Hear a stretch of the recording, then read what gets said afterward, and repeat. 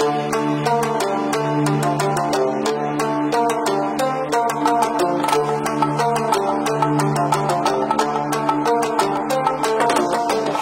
teman-teman semua, selamat datang di channel Mahmud Indonesia. Jangan lupa untuk physical distancing dan selalu jaga kesehatan agar kita semua bisa terhindar dari penyakit COVID-19. Oke, kali ini kita akan membahas tentang kearifan Nabi Muhammad SAW mewujudkan kedamaian. Pembahasan kita itu memiliki beberapa topik. Topik pertama itu dilihat dari segi peta konsep. Peta konsep pembahasan kita yang pertama adalah kita membahas mengenai kondisi masyarakat Islam sebelum kondisi masyarakat Mekah. Maaf ya, itu salah. Kondisi masyarakat Mekah sebelum Islam. Jadi dulu bagaimana keadaan Mekah sebelum Nabi Muhammad SAW menyebarkan agama Islam. Nah, itu kita bahas di video kita selanjutnya, video ini dan seterusnya gitu maksudnya. Kemudian pembahasan kita akan ke misi dakwah Nabi Muhammad SAW. Apa misi beliau dan bagaimana dakwah beliau, kemudian juga pola dakwah. Nah, inilah 3 hal yang akan kita pelajari atau saya akan menyampaikan. Sebenarnya materi ini cocok buat teman-teman kelas 7 MTS Madrasah Sanawiyah. Dan di saat kondisi dunia yang saat ini yang mengharuskan teman-teman itu belajar dari rumah, maka video ini sebenarnya cocok. Cocok juga video ini, pembahasan kita ini bagi teman-teman yang pengen mengetahui lebih banyak tentang agama Islam atau perjalanan Nabi Muhammad, sirah nabawiyah. Nah, ini juga bisa menjadi referensi teman-teman untuk belajar. Ini secara umum peta konsep pembelajaran kita. Kita memasuki materinya, di mana di sini diawali dengan kondisi masyarakat Mekah sebelum Islam. Kondisi masyarakat sebelum Islam ini banyak segi ya, ada dari segi kepercayaannya bagaimana, dari segi sosialnya bagaimana, dari segi kerajaan atau kepemimpinan dari bangsa-bangsa Arab sebelumnya itu bagaimana. Nah, namun di sini pembahasan pertama adalah mengenai kondisi masyarakat Mekah sebelum Islam, kepercayaan masyarakat Mekah sebelum datangnya agama Islam. Bagaimana kepercayaan agama di Mekah sebelum datangnya agama Islam? Pada awalnya, masyarakat Mekah adalah penganut agama Tauhid yang dibawa oleh Nabi Ibrahim. Nah, awalnya datang dari Nabi Ibrahim, Nabi Ismail, dan Siti Hajar. Ini bersambung dari cerita Nabi Ibrahim bagaimana bisa sampai ke Mekah untuk mendirikan Ka'bah ya. Nah, awalnya orang bangsa Arab itu memiliki kepercayaan Tauhid. Tauhid yang diajari oleh Nabi Ibrahim, Nabi Ismail dilanjutkan Nabi Ismail, dan kemudian Siti Hajar. Namun kemudian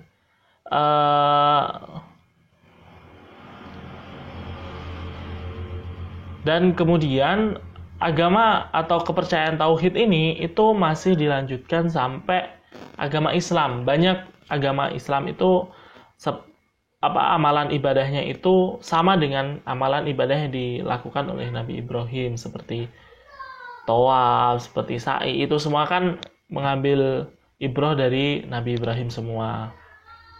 Nah, setelah Nabi Ismail itu wafat, masyarakat Mekah mulai pindah menyembah selain Allah. Nah, ini semua itu dimulai dari setelah meninggalnya Nabi Ismail. Jadi Nabi Ibrahim diteruskan oleh Nabi Ismail, kemudian keturunannya itu terus, dan Nabi terakhir yaitu Nabi Muhammad SAW.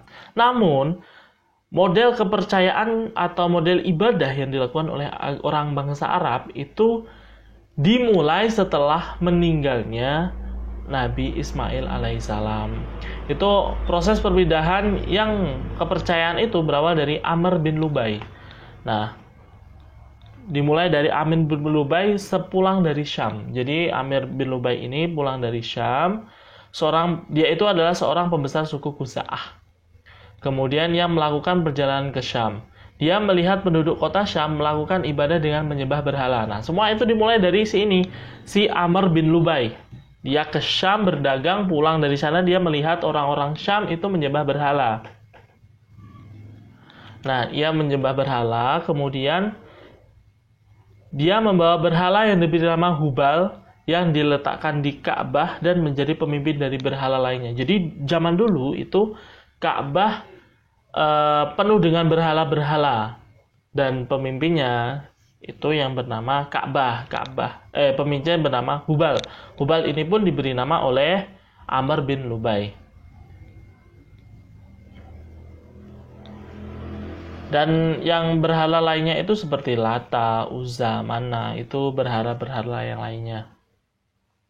Nah, dia mengajarkan kepada masyarakat Mekah cara menyembah berhala, sehingga masyarakat meyakini bahwa berhala adalah perantara untuk mendekatkan diri kepada Tuhannya. Sejak itulah mereka mulai membuat berhala-berhala sehingga mencapai 360 berhala yang diletakkan mengelilingi Ka'bah. Dan mulailah kepercayaan baru masuk ke masyarakat Makkah, dan kota Makkah menjadi pusat penyembahan berhala. Itu semua dimulai oleh Amr bin Lubai setelah pulang dari Syam. Nih ya, Amr bin Lubai. Amr bin Lubai ini setelah pulang dari Syam, dia membawa berhala-berhala. Pertama berhala yang dia bawa adalah yang bernama Hubal, ditaruh di Mekah.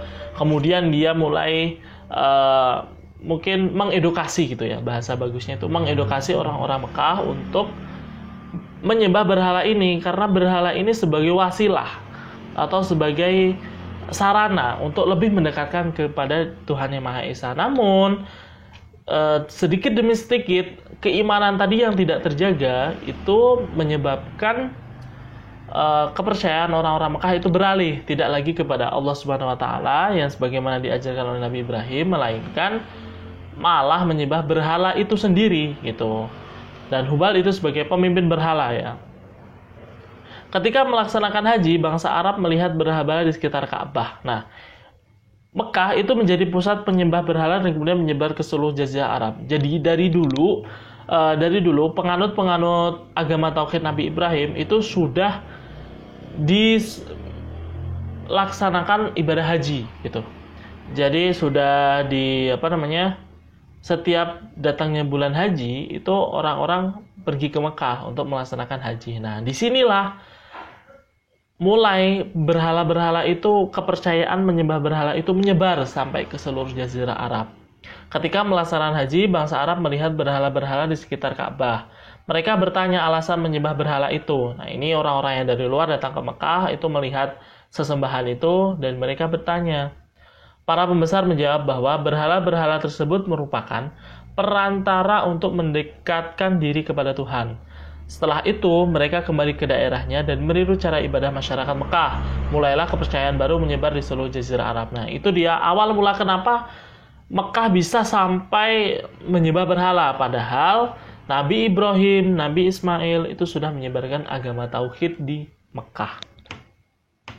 Nah, ini Imam Bukhari meriwayatkan sebuah hadis dengan sanad dari Ibnu Abbas. Hadisnya berbunyi yaitu, patung-patung yang ada pada zaman Nabi Nuh alaihissalam merupakan patung-patung yang disembah pula di kalangan bangsa Arab setelah itu.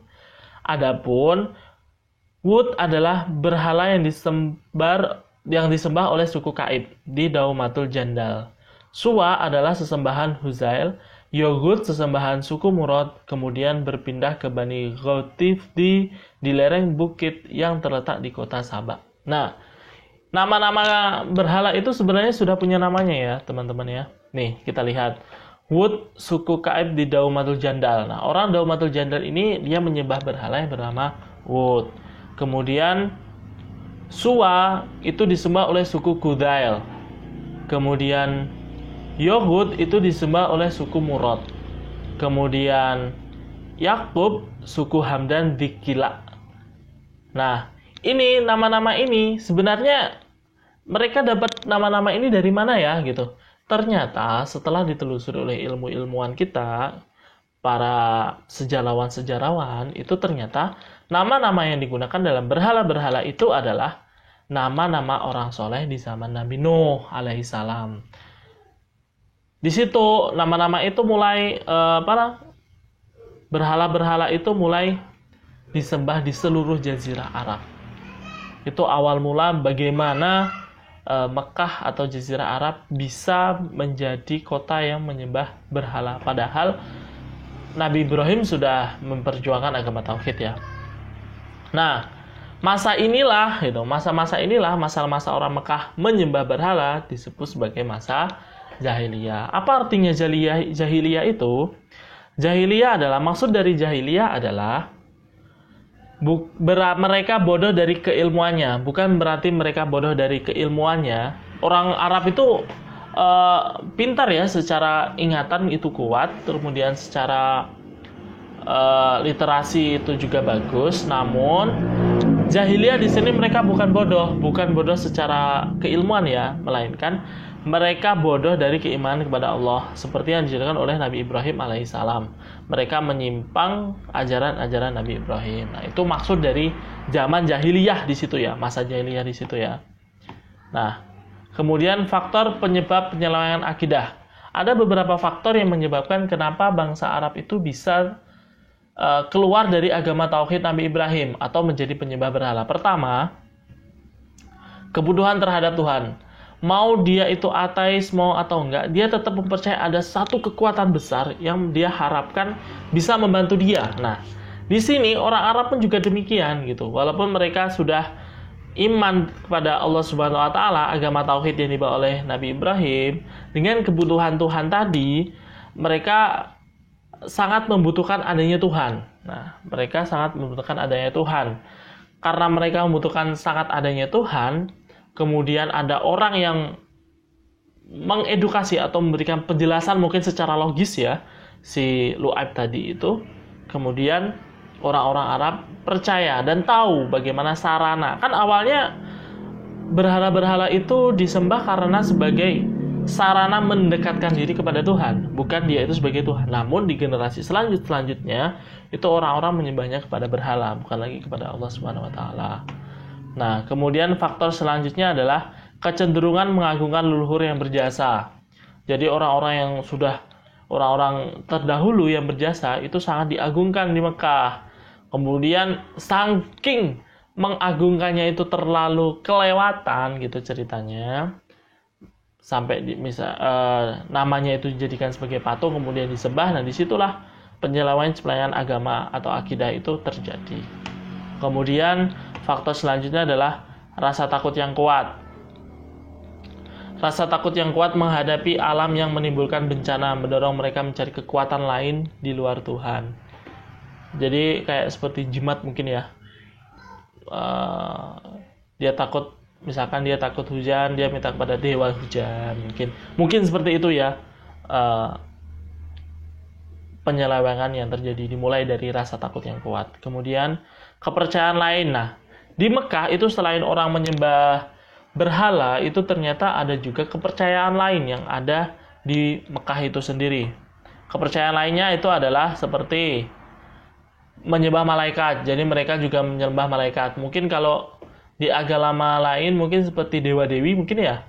Mungkin seperti dewa-dewi, dan saya juga pernah datang ke waktu itu kunjungan bersama teman saya yang kebetulan dia itu beragama beragama Kristen, kemudian dia mengajak kita untuk mengunjungi ke tempat-tempat ibadah. Di situ kebetulan yang kita datangi adalah kelenteng.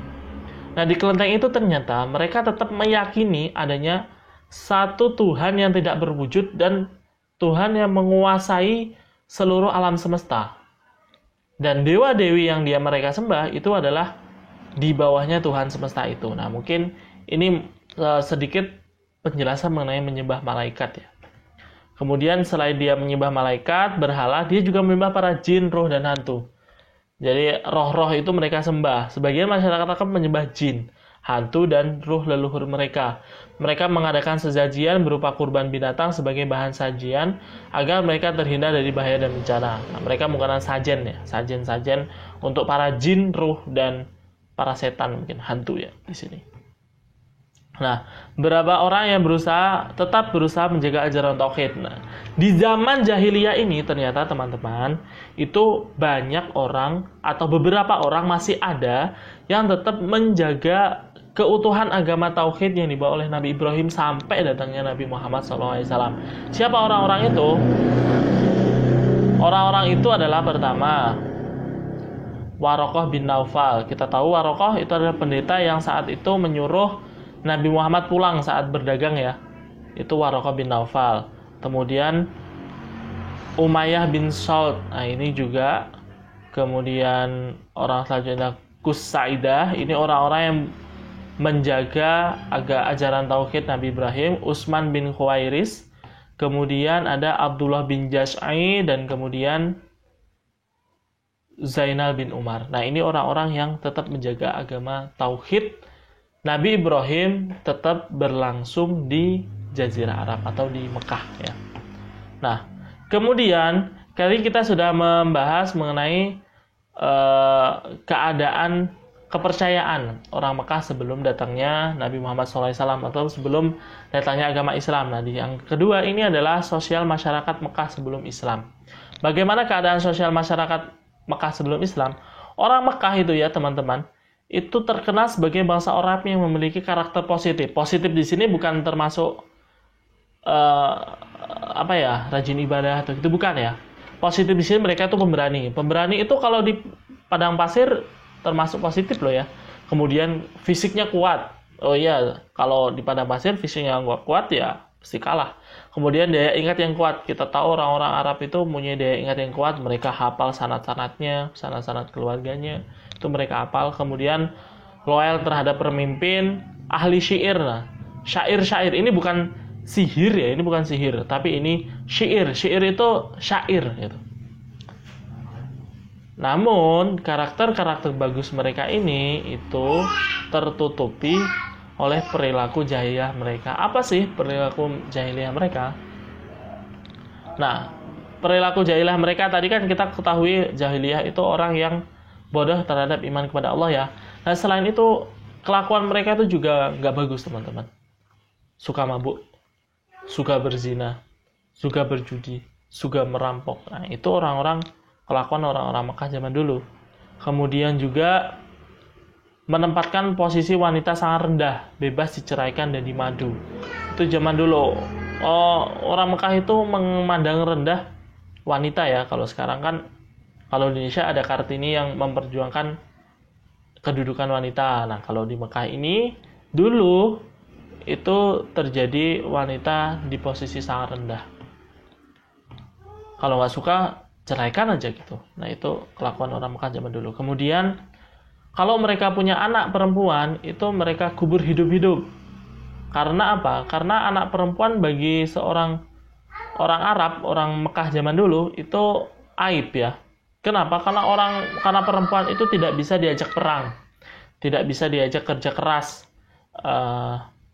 fisiknya lemah. Nah, itu maksud di sini dibandingkan laki-laki ya, itu tentu wanita lebih lembut lah gitu intinya, maksudnya itu. Makanya dulu itu orang Mekah menganggap anak perempuan itu sebagai aib. Kemudian di Mekah itu memiliki sistem perbudakan. Kalau udah jadi budak, budak itu beda ya sama pembantu. Kalau zaman sekarang pembantu ya, itu beda banget. Kalau pembantu kan digaji, kemudian dilakukan secara layak, dapat hak perlindungan ya. Kalau budak itu enggak. Kalau budak itu ya mau dihajar ya suka-suka majikan, enggak dikasih makan ya suka-suka majikan, tetap suruh kerja tapi enggak dikasih makan ya sah-sah saja. Nah, itu budak. Namun alhamdulillah saat ini sudah tidak ada budak. Tidak ada lagi sistem perbudakan. Nah, itu keadaan Mekah. Kita lihat dari sosial masyarakatnya, kemudian dari segi kepercayaan Mekah sebelum Islam. Oke, terima kasih teman-teman sudah menonton. Untuk bagian ini kita akan menjelaskan secara bertahap karena pembahasannya itu sedikit berat. Jadi kalau terlalu banyak pembahasan mungkin jenuh ya mendengarkan suara saya gitu. Mending kita sedikit-sedikit, teman-teman enjoy untuk menikmatinya dan bisa lebih dipahami. Kalau kepanjangan kayaknya susah ya. Nggak menafikan teman-teman itu pintar-pintar, cuman kalau kepanjangan juga nggak enak lah. Terima kasih sudah menonton dan semoga bermanfaat. Like jika suka dan dislike jika tidak suka. Jangan lupa subscribe channel Mamun Indonesia dan tekan tombol lonceng agar tidak ketinggalan video-video terupdate dari channel Mamun Indonesia. Oke, terima kasih sudah menonton. Ingat ya, jangan lupa subscribe. Thank you very much and see you next time.